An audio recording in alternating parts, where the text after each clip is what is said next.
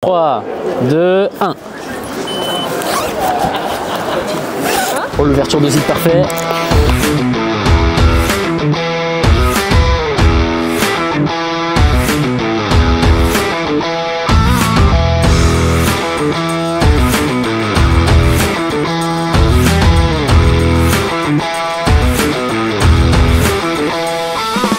La musique de la fête. La musique de la... Ouais, je vais vous mettre la musique du soleil.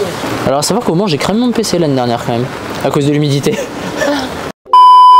Donc là-bas le monsieur avec le polo Pirelli là-bas, et bah du coup lui c'est Antoine, donc lui il fait toutes les courses avec nous et c'est l'ingénieur en chef de chez Pirelli, donc c'est lui qui va voir les teams, il dit mais plutôt ça, mais plutôt ça. En fonction du terrain et de la météo, lui il va te dire c'est ça comme le pneu qu'il te faut. Ouais voilà. Ok, ça marche. Parce que la piste elle est hyper abrasive, mais plutôt ça. Ça veut dire quoi une piste abrasive? C'est celle-là. T'as des pistes qui accrochent plus que d'autres. C'est quoi? C'est parce que le bitume il est Le bitume n'est pas le même. En fait selon l'asphalte, Ouais. donc le goudron que tu as sur la piste, c'est pas un goudron normal. De là, stop, de C'est un goudron spécial et selon les pistes, tu as des goudrons qui accrochent plus ou moins. D'accord. Du coup, je te présente Charlotte qui remplace Adèle chez Ah ben nous. voilà, on s'est parlé, on s'est échangé, voilà. Thierry, enchanté. Bonjour, Frédéric. Bonjour.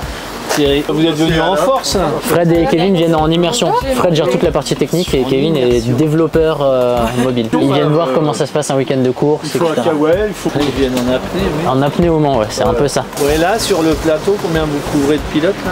80% du plateau à peu près. Oui, parce que même aux 24 heures, on a 80% du plateau à peu près. Là, les 24 heures, c'est gros parce que vu que tu as les 24 plus les courses support, Ouais. on a presque 200 pilotes équipés, quoi. Ça en fait, au début de chaque week-end, du coup, tu as ce qu'on appelle les vérifications techniques. Donc tu as le pilote qui vient et qui présente son équipement. Donc il vérifie les bottes. Donc il vérifie que c'est des bottes. Sur les bottes, tu n'as pas trop de normes pour l'instant. Donc il vérifie les bottes. Le casque, sur le casque par contre, tu as des normes à respecter. Il vérifie les gants. Sur les gants, il n'y a pas de normes pour l'instant. La combinaison. Sur lesquels on a des normes. Voilà. Bah finalement sur le cuir, non. Sur les protections que tu as dans la combi, oui, mais sur le cuir, tu n'as pas de normes. Ah d'accord. Tu peux rouler avec un cuir de loutre, tu fais ce que tu veux. Elle doit juste être en cuir ou matériau équivalent en une pièce. C'est la seule règle. Et après, ils vérifient l'airbag. Et donc là, pour l'airbag, ils ont une liste avec toutes les étiquettes des modèles qui sont acceptés. Donc quand le pilote présente son étiquette, il regarde. Si c'est OK, tu passes. Si c'est pas OK, bah, tu passes pas.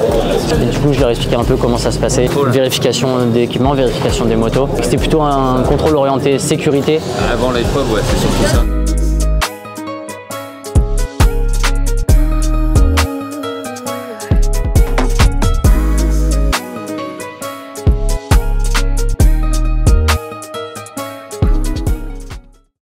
Du coup, tu n'as que des boutons un peu spécifiques comme ça. C'est juste, tu peux régler les cartographies moteurs et tu peux... Les modes.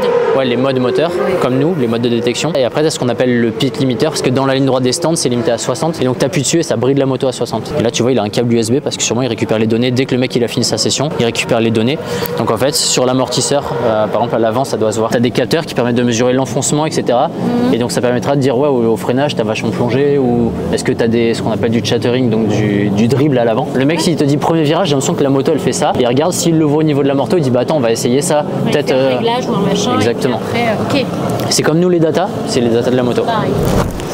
Hugo Claire, il est pilote en 1000. Bon, je dis en 1000 parce que tu as plusieurs catégories dans le championnat qui sont réparties en fonction de la taille des moteurs. Ah oui, c'est ce qu'on m'a expliqué. Voilà, et la plus grosse cylindrée, c'est 1000 cm3. Donc quand on dit il roule en 1000 ou il roule en superbike, ça veut dire qu'il roule avec les plus grosses motos. 1000 cm3, un enfant ne peut pas conduire une 1000 cm3. Tu vois une voiture qui fait 200 chevaux, ça fait beaucoup déjà. Bah ouais. Bah là, une moto 1000 cm3, ça fait 200 chevaux pour 200 kg. Donc ça, c'est ce qu'on appelle le paddock. Tout ça, c'est le paddock. Voilà. Et en général, c'est constitué de 3 parties. Tu as du coup, en dessous de nous, les box, qui sont en fait les garages, dans lesquels il y a les motos avec les mécaniciens, etc., et qui de l'autre côté sont ouverts sur la piste. Ensuite, à l'arrière, tu as les camions avec les pièces de rechange, etc. Les camions comme ça. Et après, tu as ce qu'on appelle les hospitality, qui sont les grandes structures comme la structure blanche, qui est là où les pilotes mangent, etc. D'accord.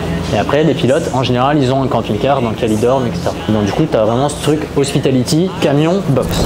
Et donc là encore, c'est pas très... Là, c'est du championnat de France, donc c'est pas très gros. Mais déjà, en endurance, c'est que des semi-remorques garées queue à cul. Enfin, garées au cul des box. Et carrément, en MotoGP, c'est 2 camions l'un à côté de l'autre. Et tu as une passerelle entre les camions pour faire une terrasse. Feeling the sunshine.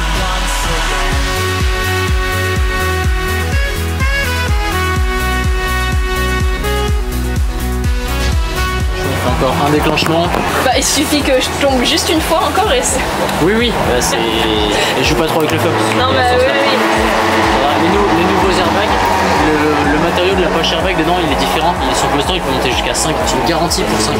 Donc déjà, ils sont lavables. Merci. 1, 2, 3. Tu fais gaffe, c'est pas les mêmes que dans la combi dans l'ancienne. Hein. Tu sais, dans l'ancienne, c'est des cartouches noires. Tu les vois là, c'est différent. Toi, les tiennes, elles étaient comme ça.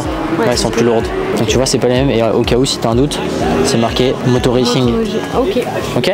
Du coup, je te donne.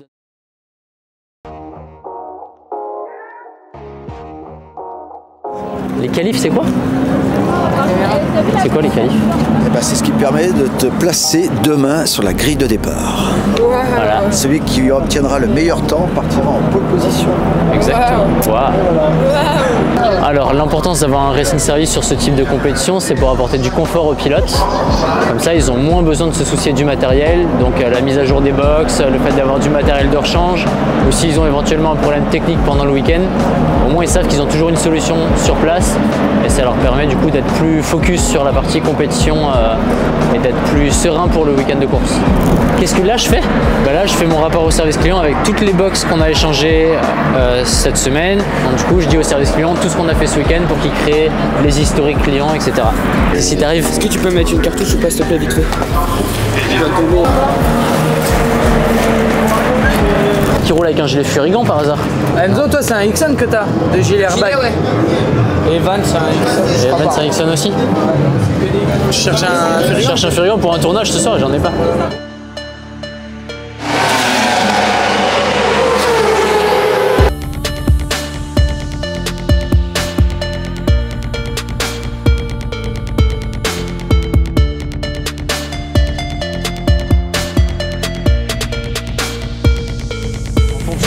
Des essais libres, soit tu passes par la Q1 et dans ce cas là c'est la qualif entre guillemets des moins bons, soit tu vas direct en Q2 et là les Q2 c'est les plus rapides et donc les deux meilleurs de la Q1 passent en Q2 après. D'accord. Q1, Q2, c'est quoi?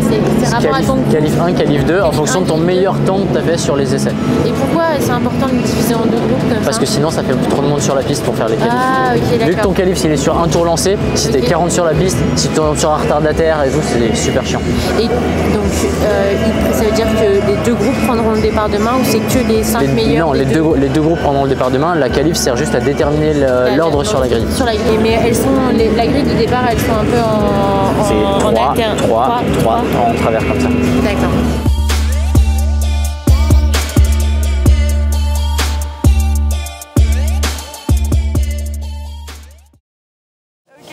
Tu me dis? Allez, 3, 2, 1.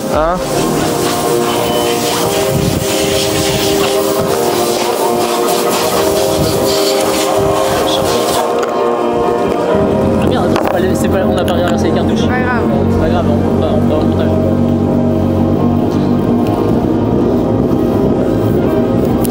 Je suis pas dedans là. Oh non mais. Allez.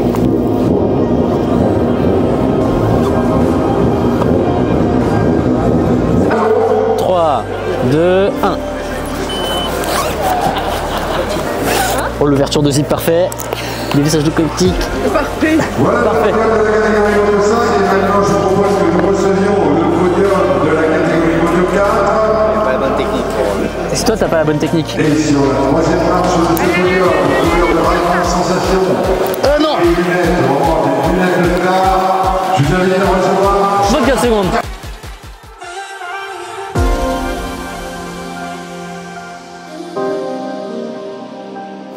Ça va le pacto quand t'es en sous-combi. Ok, donc là, de toute façon, je vais m'habiller. De toute façon, il est... Bah oui, non mais il est... Alors là, on voit Martin qui pratique le striptease inversé. Ça veut dire qu'il se rhabille sensuellement et il finit en doudoune.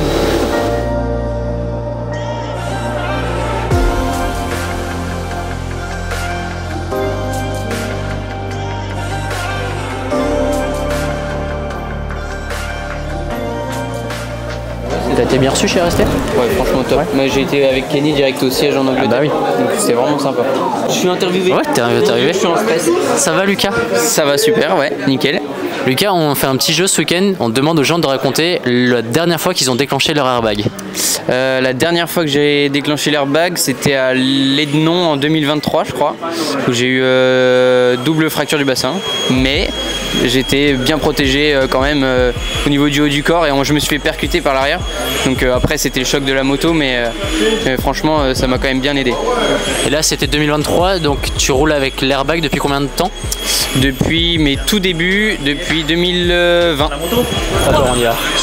Et tu vas, dès qu'il touche par terre, bam. Ah oui, putain, juste avant. Ouais, juste avant. C'est fou, moi j'arrive pas à comprendre comment ils savent. Comment ils savent? Comment nous on sait? Bah non, mais le gilet, comment il sait qu'il faut se déclencher En fait, en gros, dans le boîtier, tu as plusieurs capteurs. Donc en tout, tu as 7 capteurs, je crois. Donc tu as des accéléromètres, des gyroscopes et une puce GPS. Et en gros, pour faire simple, c'est un point rouge dans un cercle. Et nous, le but, c'est de dessiner le cercle le plus intelligent possible. Et dès que la bille rouge, elle touche le cercle, bah, ça déclenche. Et donc en fonction des modes... Il y a la vitesse, parce que si on perd juste l'avant, ça se déclenche pas. C'est plus une question d'énergie dégagée. Donc là, tu vois, nous maintenant, on a même un mode pour le motocross. Donc t'imagines bien que le rond en motocross, il n'a pas du tout la même forme qu'en vitesse. C'est avec les vibrations. Ouais, il y a un mec qui fait un whip en l'air ou même un mec qui sur un site, ouais. Cette saison. Heureusement, je suis protégé par la technologie InEmotion. Aujourd'hui, je vous présente la technologie Airbag InEmotion avec laquelle je roule sur circuit. Voilà. Le fonctionnement du gilet est simple, tout est géré par un boîtier électronique intelligent. Ouais. Ok. Ouais.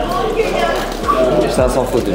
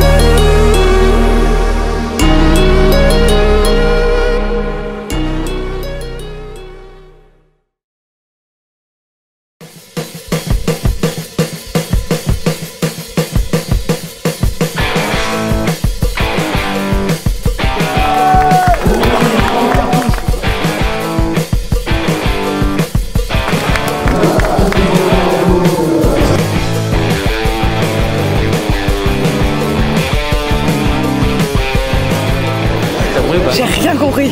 Maintenant, tu as un championnat par team. En gros, à la fin de l'année, ils diront tel team a gagné le championnat. Ok, où ils prennent les 2 meilleurs de chaque catégorie pour établir les points. Et je savais pas qu'il y avait en plus un podium team à chaque épreuve. Ah oui, ok. Tu l'as? Oui, je l'ai. Alors attends, 72. Attends, je réfléchis. Là, c'est. Non, RST. Ah, je commence là. C'est AEB. C'est quoi? AEB. Ah oui. Donc RST InEmotion, Ixon InEmotion, RST InEmotion, Furigan InEmotion, RST InEmotion. Ça fait un gros InEmotion. Un gros émotion.